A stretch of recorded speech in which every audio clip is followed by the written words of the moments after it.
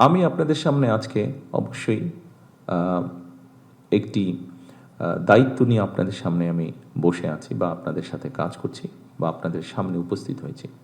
কিন্তু তার আগে একটি পরিচয় আছে, আমি একজন রাজনৈতিক কর্মী এবং একটি রাজনৈতিক দলের আমি প্রতিনিধিত্ব করি। কিছুদিন আগে দেশে একটি নির্বাচন অনুষ্ঠিত হয়েছে। এই নির্বাচনে আমরা দেখেছি বাংলাদেশের মানুষ নির্দ্বিধায়, মুক্তভাবে, স্বাধীনভাবে, ভয় ভীতিহীনভাবে তাদের ভোট প্রদান করেছে।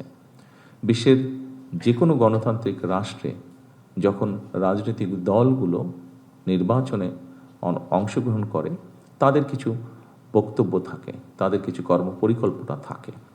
যেই কর্মপরিকল্পনাকে আমরা ম্যানিফেস্টো বলি এবং সেই ম্যানিফেস্টো তারা উপস্থাপন করে জাতির সামনে।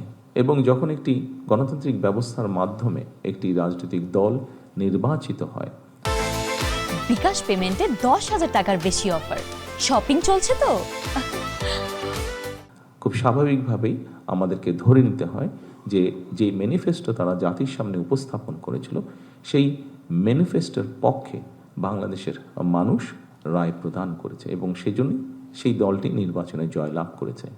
বাংলাদেশের ক্ষেত্রে গত 12 তারিখে যে নির্বাচন অনুষ্ঠিত হয়েছে, সেই নির্বাচনে আমার দল এবং একই সাথে অন্যান্য রাজনৈতিক দল যারা জাতীয় নির্বাচনে অংশগ্রহণ করেছিলেন, প্রত্যেকেই তারা তাদের অবস্থান থেকে তাদের দর্শন বা ম্যানিফেস্টো উপস্থাপন করেছেন, তাদের পরিকল্পনা উপস্থাপন করেছেন।